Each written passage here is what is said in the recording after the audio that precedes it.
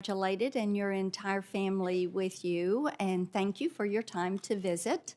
I appreciated so much that. And to your daughters, her best job is being mama. She likes that one. And but we've talked today a little bit about the momentous occasion that this is and bringing you forward, and indeed it is, because unlike any other federal office, this is a lifetime appointment. And the decisions that you're going to make are going to impact rights and freedoms of every single American citizen. And, President Biden thinks you're the right person for the job, but it doesn't end there. We do have that role of advice and consent, and it is up to us to carry that job out. So, as you have heard repeatedly, this is going to be a fair and very thorough and very respectful hearing, and we're going to work through this process with some tough questions, but do it in a manner, the respect that you deserve. And we've talked some today about the treatment of Justice Thomas and Justice Kavanaugh, Justice Barrett, who was questioned about her faith and whether that made her suitable for the court. And I know your faith is important to you. We've also talked some about Janice Rogers Brown and the treatment that she endured here. So we are going to be pleased to move forward and focus on the issues that the American people want to focus on, because they want to know about you and how you're going to approach your job and the decisions that you have made in the past, what you've written, what you have said.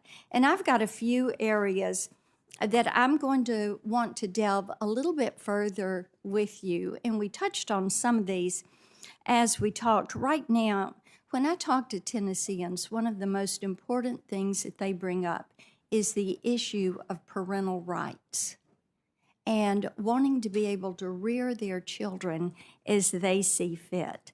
And moms and dads are very concerned about this progressive agenda that is being pushed in some of our public schools. Educators are allowing biological males to steal opportunities from female athletes in the name of progressivism. Just last week, an entire generation of young girls watched as those charged with protecting them allowed a biological male to compete and beat a biological woman at the highest level of collegiate sports. Some girls have been forced to share locker rooms with biological males. Rather than defending our girls, those in power are teaching them that their voices don't matter.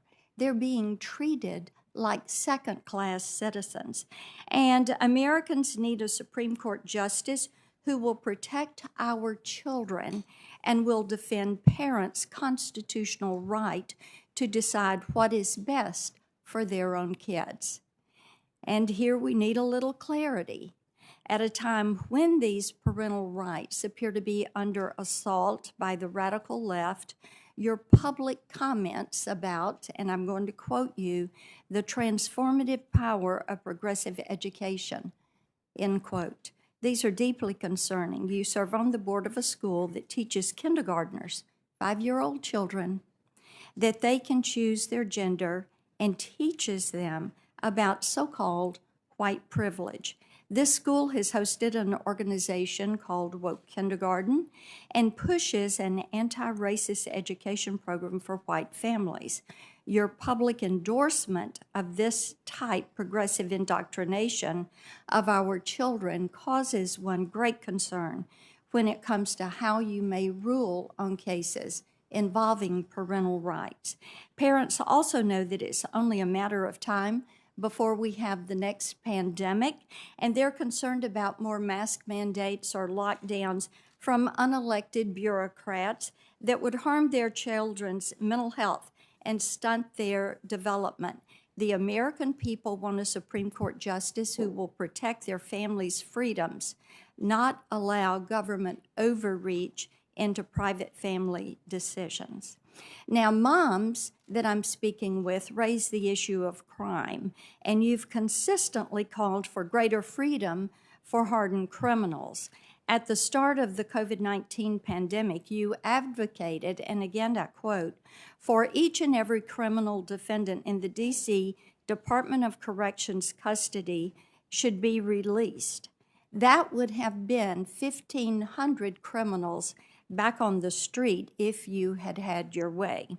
And you used the COVID-19 pandemic as justification to release a fentanyl drug dealer, a bank robber addicted to heroin, and a convict who murdered a U.S. Marshal into our communities.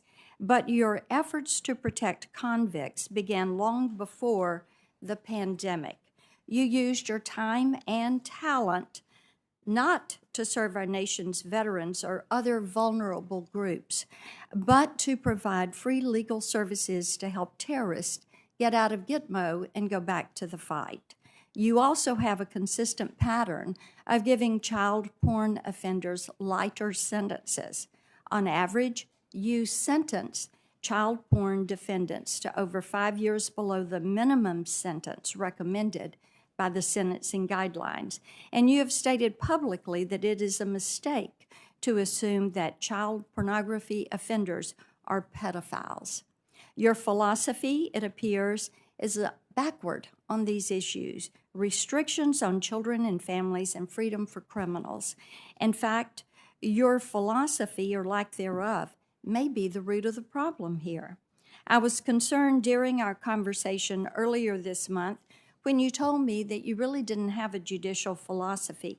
The American people deserve a Supreme Court justice with a documented commitment to the text of the Constitution and the rule of law, not a judicial activist who will attempt to make policy from the bench. Without a judicial philosophy, a judge is legally adrift and will be inclined to consider policy rather than law.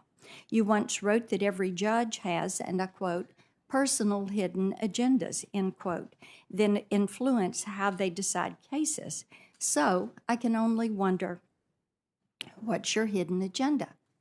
Is it to let violent criminals, cop killers, and child predators back to the streets? Is it to restrict parental rights and expand government's reach into our schools and our private family decisions? Is it to support the radical left's attempt to pack the Supreme Court? You have praised the 1619 Project, which argues the U.S. is a fundamentally racist country, and you have made clear that you believe judges must consider critical race theory when deciding how to sentence criminal defendants. Is it your personal hidden agenda to incorporate critical race theory into our legal system? These are answers that the American people need to know. So we are going to look at past statements and decisions and seek clarification from this committee before we make our decisions. So let me close again by congratulating you on your impressive career and your nomination to the nation's highest court. Regardless of the outcome of the confirmation process, you and your family should be incredibly proud of all that you have achieved. Your story is a wonderful example of the American dream fulfilled. You are able to sit here today because you were reared and built your career in a free country whose laws protect equal justice and opportunity for all, to ensure that future generations can expect the same blessings and opportunities you receive. We need justices who will be dedicated to justice and the rule of law. Our questions to you over the coming days are going to be tough, but they're tough by necessity because it is our duty to determine whether you will, first and foremost, uphold the Constitution and our nation's founding principles. Thank you so much for joining us. Thank you, Senator Blackburn. All committee members have now completed their opening statement.